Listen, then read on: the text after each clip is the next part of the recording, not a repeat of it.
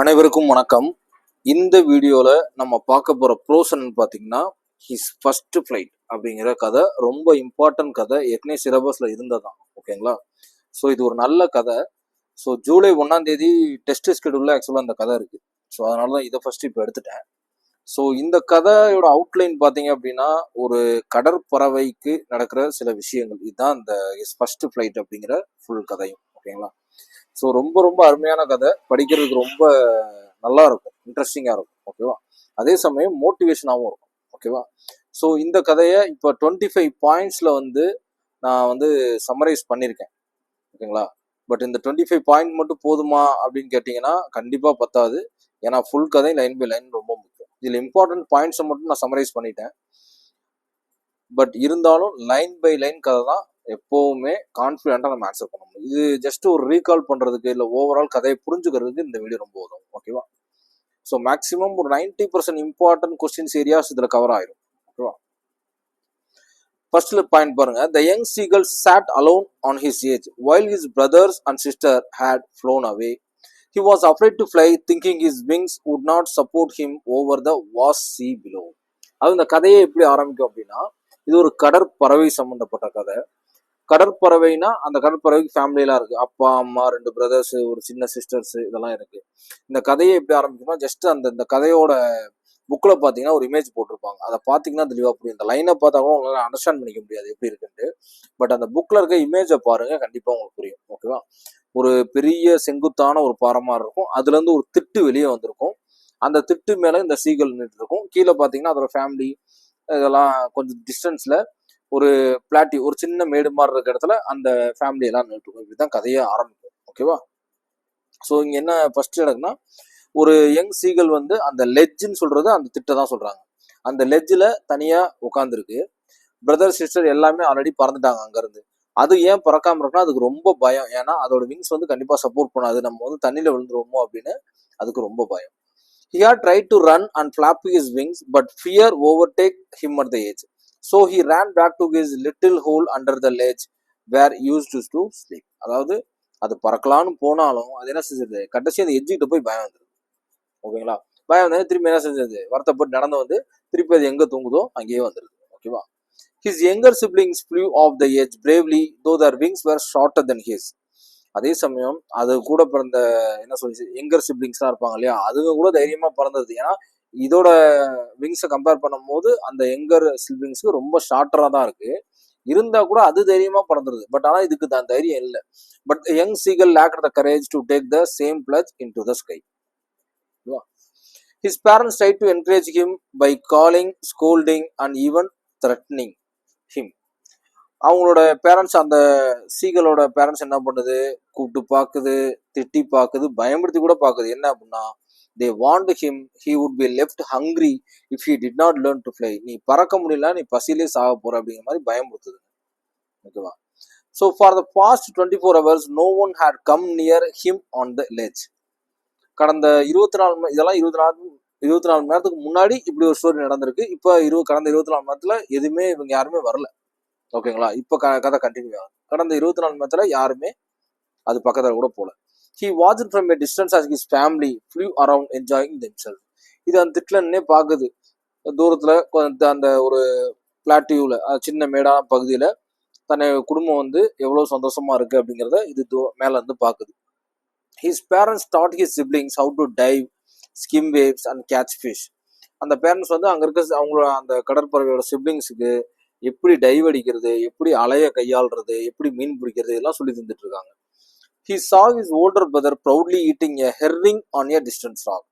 இதோட older brother என்ன செய்யுது, தூரத்துல இருந்து பார்க்கும்போது ஒரு கல்லு மேல 2 ஹெர்ரிங் ஃபிஷ்ஷை சாப்பிட்டுட்டு இருக்கு. ஓகேவா? அதை பாக்குது. His whole family walked on a plateau and mocked him for his cowardice. இந்த ஹோல் ஃபேமிலி என்ன செஞ்சு அந்த பிளாட்டியூ மேல் நடந்துகிட்டு இதை வந்து கிண்டல் பண்ணுது, இதோட கோழைத்தனத்தை வந்து கிண்டல் பண்ணுது. ஓகேவா? அந்த whole family. Meanwhile, he suffered from hunger and loneliness on his empty ledge.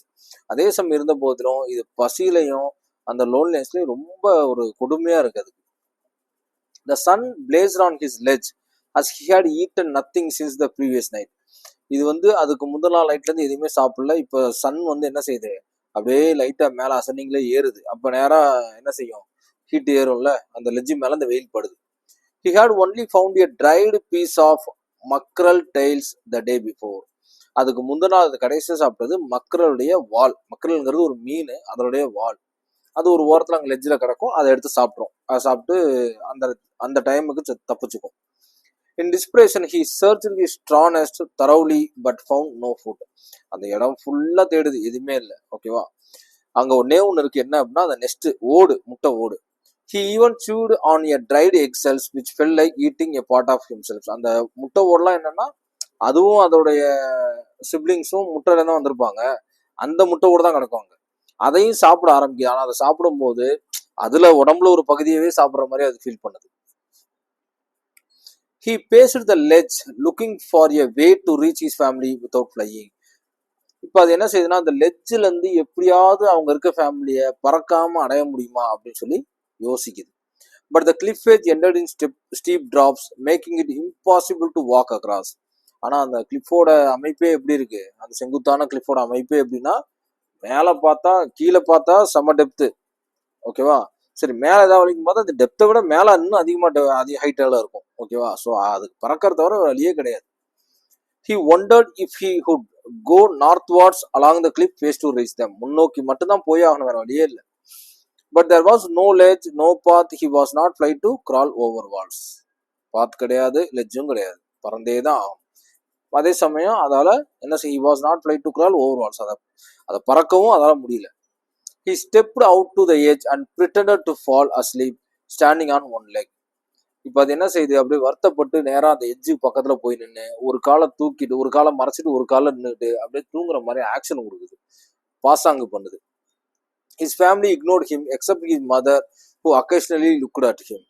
So இது எல்லாத்தையும் அவங்க ஃபாதர் அதோட வேலையை பார்த்துருக்கு, சிப்ளிங்ஸ் அதோட வேலையை பார்த்துருக்காங்க. ஆனா அந்த அம்மா மட்டும் இதை வாட்ச் பண்ணுது. occasionally looked at him. His mother stood on high hump holding a fish and tearing it slowly. அதோடைய மதர் வந்து என்ன செஞ்சிருக்கு, ஒரு ஹை ஹம்ப், அதுல ஒரு சின்ன மேட்ல நின்றுட்டு ஒரு ஃபிஷ்ஷை பிடிச்சி அதை கிழிச்சு சாப்பிட்டுட்டு இருக்கு. The sight of food maddened him as hunger overwhelmed his senses. இதை பார்த்த அந்த சீகளுக்கு இன்னும் அப்படியே பசியில அதுக்கும் அப்படியே பைத்தியம் முடிக்கிற மாதிரி இருக்கு. ஓகேவா? He called out in a low cackle, begging his mother to feed him. இது வந்து அப்படியே பசி கிறக்கத்துல அப்படியே கத்துது, ஏதாவது எனக்கு சாப்பாடு கொடு அப்படிங்கிற மாதிரி அம்மாட்ட கேக்குது. She mocked him by screaming back, but soon picked up the fish. First இதுவும் அம்மாவும் என்ன செய்யுது, அதை கிண்டல் பண்ணுது, அதோட கோலத்தை நினைச்சு கிண்டல் பண்ணுது. பட் ஆனா அதுக்கப்புறம் என்னது, ஒரு ஃபிஷ்ஷை எடுத்துட்டு போகுது. ஆனா என்ன பண்ணுதுன்னு பாருங்க, ஃபிஷ் எடுத்துட்டு போகுது. His mother flew across to him with the fish in her beak. He leaned forward excitedly, hoping she had come closer to and feed him. அந்த ஒரு நிமிஷம் 2 நிமிஷம் கழிச்சு, 1 நிமிஷம் கழிச்சு நினைக்கிறேன் கரெக்டா, இது என்ன செய்யுது அப்படின்னா, அம்மா வந்து தன்னுடைய அந்த அழகுல ஒரு மீனை எடுத்துட்டு போகுது, போய் அதுக்கு கொடுக்குற மாதிரி போகுது. இந்த சீக்கள் என்ன செய்யுது, நம்புது, ஓகே அம்மா வந்து கண்டிப்பா கொடுத்து நமக்கு அந்த சாப்பாடை கொடுத்துரும் அப்படின்ட்டு. But she halted in the air just in front of him, wings still, legs hanging. கரெக்டா அந்த லெட்ஜுக்கு இருக்கு இல்லையா, அதுகிட்ட வந்தனே அப்படியே நின்றுட்டு என்ன செய்யுது, அப்படியே ரெக்கையை மட்டும் அப்படியே அதோட விங்ஸ் மட்டும் அப்படியே ஸ்டேபிளா நிக்குது, கால் கீழே தொங்குது, அப்படியே பறந்துட்டு இருக்கு. The fish dangled temptingly just out of reach of his beak.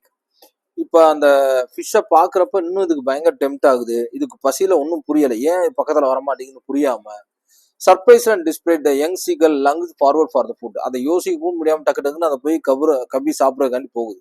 In doing so he fell from the ledge diving head first into the open space. அதை சாப்பிட்ற ஆர்வத்தில் என்ன பண்ணிடுது, அந்த எட்ஜிட்ட போய் அதை பிடிக்கிறக்கான்னு டக்குன்னு ஜம்ப் பண்ணிடுது. At first terror gripped him as he plummeted toward the sea, but suddenly he felt the wind beneath his wings supported him. அது கரெக்டா ஜம்ப் பண்ணும் போது இந்த அம்மா என்ன செஞ்சிடும், டக்குன்னு பறந்து போயிடும். இதுக்கு சடனா அப்படியே பயம் வந்துடும். எப்படின்னா, ஐயோ அந்த ஒரு டெரரான அந்த ஒரு ஃபீலிங் அது அனுபவிக்கிற மாதிரி ஆயிரும். பட் ஆனா அது கொஞ்ச நேரம் தான். என்ன செஞ்சு அந்த கீழ் நோக்கி போறப்ப அதோட காத்து என்ன செய்யுது, அந்த விங்ஸ்ல அடிச்சு அது உணருது. பட் ஆனா டக்குன்னு அந்த ரெக்கையை இது விரிக்க ஆரம்பிச்சோன்னே இப்ப அந்த காத்து ஸ்டேபிளா தான் உடம்புல பட்டு ஒரு ப்ராப்பரா போகுது அப்படிங்கறத அது உணருது. He felt the wind beneath him and supported him. He realized he was not falling anymore. அது என்ன செஞ்சிருது, நம்ம வந்து கீழே விழுகல அப்படிங்கிற உணர்ந்தது. Now he was flying. His wings stretched out and he soared outward with joy. இப்ப டக்குன்னு அது உணர்ந்துருது, பறக்க நம்மளால முடியுது அப்படின்ட்டு. அப்படி அப்படியே அடிக்க ஆரம்பிக்குது. அப்படியே சந்தோஷத்துல he soared outward with the joy. He flapped him wings again, soaring higher and banking against the wind. இப்ப மெதுவா அடிச்சு என்ன செஞ்சது, அப்படியே கீழே அப்படியே போனது, அப்படியே மேல வருது. A joyful scream escaped him as he felt the thrill of flying. இப்ப என்ன செஞ்சது, சந்தோஷத்துல அப்படியே பறக்குது. அந்த thrill of flyingல இருந்து என்ன செஞ்சது, he felt the thrill of flying. அந்த பறக்கிற அந்த thrill எப்படி இருக்குங்கிறத அது உணருது. His mother flew past him proudly and he screamed back at her. இப்ப அந்த அம்மாவுக்கு என்ன செஞ்சது, ரொம்ப சந்தோஷமாயிருது, அப்பா பறந்துருச்சு அப்படின்ட்டு. He screamed back at her. ஓகேவா, அந்த பயத்துல இருந்து அது வெளியே வந்துருது. ஓகேவா, யார், அந்த சீகல் வந்து பயத்துல வெளியே வந்துருது. His father and siblings joined in flying around him and encouraging him. இப்ப அது பறக்க ஆரம்பிச்சனே, அதோட ஃபாதரும் சிப்ளிங் எல்லாம் சேர்ந்து அதை சுத்தி பறந்து சந்தோஷப்படுறாங்க, என்கரேஜ் பண்றாங்க. He forgot all about his past fear as he flew freely and confidently. இப்ப அதோட பாஸ்ட்ல இருந்து அந்த பயம்லாம் இருந்துச்சுல, அது எல்லாம் மறந்து அது அப்படியே ஜாலியா ஃப்ரீயா கான்ஃபிடென்ட்டா பறந்துட்டு இருக்கு. He soared, he dived and strickled like the rest of his family. இப்ப என்ன செய்யுது, he soared, he dived and strickled like the rest of his family. இப்ப பறந்துகிட்டு இருக்கிறது வந்து என்ன செய்யுதுன்னா, தன்னுடைய குடும்பத்தை நோக்கி போகுது. He soared, dived and strickled like the rest of his family. அந்த ஃபேமிலி எங்க இருந்துச்சோ அந்த பிளாட்டியூ இருக்குல்ல, அங்க போயிரும், அந்த ஃபேமிலி அங்க போயிரும். இப்ப அது அதை நோக்கி போகுது. He flew low over the sea, seeing the green waves roll beneath him. ஒரு சின்ன ஒரு என்ன சொல்றது, கிரீன் கலர்ல இருக்க வேவ்ஸ், அந்த பாசி எல்லாம் இருக்கு இல்லையா, அந்த மாதிரி அந்த கலருக்கு தெரியும். ஓகேவா, அங்கதான் அதை நோக்கி போகுது. அந்த இது வந்து over the C. He flew low over the sea. அது பறந்துகிட்டே அப்படியே கீழே பார்க்கும்போது ஒரு கிரீன் லேயர் மாதிரி தெரியுது. Amused, he looked down as the sea stretched endlessly below. His family landed on the sea and called him to join them. ஓகேவா, so இதை பார்த்துக்கிட்டே என்ன செய்யுது, அப்படியே பறந்துகிட்டே கீழே அந்த கிரீனிஷா இருக்க இடத்துக்கு பக்கத்துல வந்துருது.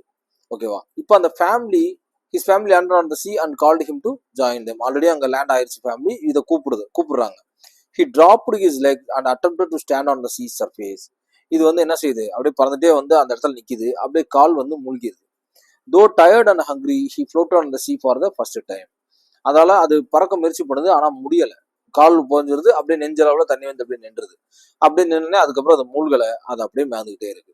அந்த டைம்ல his family praised him and offered him scraps of dog fish in celebration. அப்ப அந்த ஃபேமிலி என்ன செய்யுது, அந்த டாக் ஃபிஷ்ஷோட ஒரு சின்ன மீன் துண்டு, அதாவது அவங்க அம்மா தான் நினைக்கிறேன் இந்த இடத்துல வர்றது, மீன் துண்டை, டாக் ஃபிஷ் அப்படிங்கிற அந்த மீன் துண்டை எடுத்து அதோட வாயில வச்சு அது பறந்துச்சுங்கிறத செலிப்ரேட் பண்றாங்க. ஓகேவா, ஸோ இந்த கதை ரொம்ப அப்படியே ஒரு 6 ஸ்டாண்டர்ட்ல 10 ஸ்டாண்டர்டுக்குள்ள இருக்க கதை, 10 ஸ்டாண்டர்ட்ல இருக்க கதை அது. பட் ஆனால் இந்த மாதிரி ஒரு அட்ராக்டிவான கதை நல்லா இருந்துச்சு. ஓகேங்களா, ஸோ இப்போ இதுல வர்ற கேரக்டர்ஸ் வந்து என்னன்னு பார்த்துடலாம். கேரக்டர்ஸ் ரொம்ப ரொம்ப important. Main characters in the story is first ஃபைட்டுங்கிறத யங் சீகல், இதுதான் இந்த கேரக்டரோட main character. The protagonist of the story is afraid to fly at first but overcome his fear by the end. அது பின்னாடி இருக்க தீமையும் சேர்த்து சொல்லியிருக்கேன். ஓகேவா, இதை கொடுத்து யாரு is afraid to fly at first அப்படின்னு கொடுத்தாலும் சொல்ல தெரியும், யாரு ப்ரோட்டகானிஸ்ட் ஆஃப் தி ஸ்டோரின்னு கேட்டாலும் சொல்ல தெரியும். ஓகேவா, ஸோ மதர் சீகல் இது வந்து கிளவரான கேரிங்கான மதர். இது வந்து pretends to feed him to trick him to flying. இதனோட அறிவை பயன்படுத்தி அதை பறக்க வைக்குது. Father seagull, strict and stern, scolds and threatens him to encourage fight. இவரும் என்கரேஜ் தான் பண்ணது ஃபாதர் சீகலும், பட் ஆனா இந்த அளவுக்கு எப்படி கையாளுங்கிற நுணுக்கம் தெரியல. ஆனா மதர் வந்து அப்படி கையாளல. ஓகேவா, அடுத்த 2 brothers, brave and confident, learn to fly and catch fish quickly. இவங்களுக்கு தைரியத்தினால சீக்கிரம் வந்தாங்க, எப்படி பறக்கணும், எப்படி மீன் பிடிக்கணும் எல்லாமே தெரிஞ்சிருக்கு. Little sister, also younger, yet flies before the protagonist. Her courage highlights the young seagull's fear.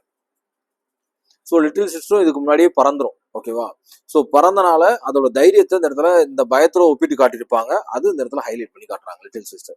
So இதுதான் இந்த கதையில வர்ற கேரக்டர்ஸ், இதோட முடிஞ்சிருக்கு. ஓகேவா, ஸோ ஜூலை 1ஆம் தேதி டெஸ்ட் அப்படிங்கிறனால இந்த கதையை எடுத்தாச்சு.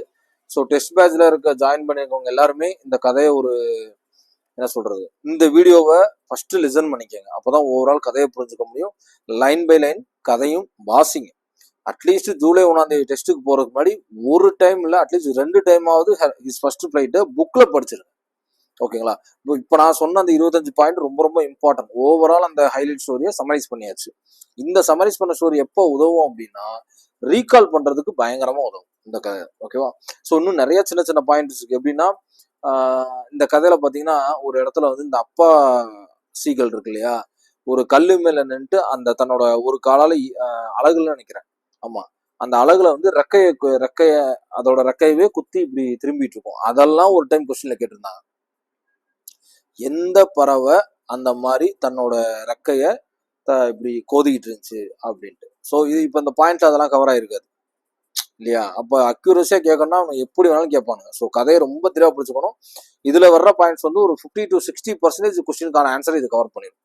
இந்த ஓவரால் கதையை இதுல என்ன பண்ணிடலாம், நம்ம அண்டர்ஸ்டாண்ட் பண்ணிக்கலாம். ஓகேவா? பட் ஆனா ஒவ்வொரு கண்டென்ட்லயும் கேள்வி ரொம்ப ரொம்ப முக்கியம். ஃபர்ஸ்ட் ஃபைட்டுங்கிறது ரொம்ப முக்கியமான கதை. ஓகேங்களா?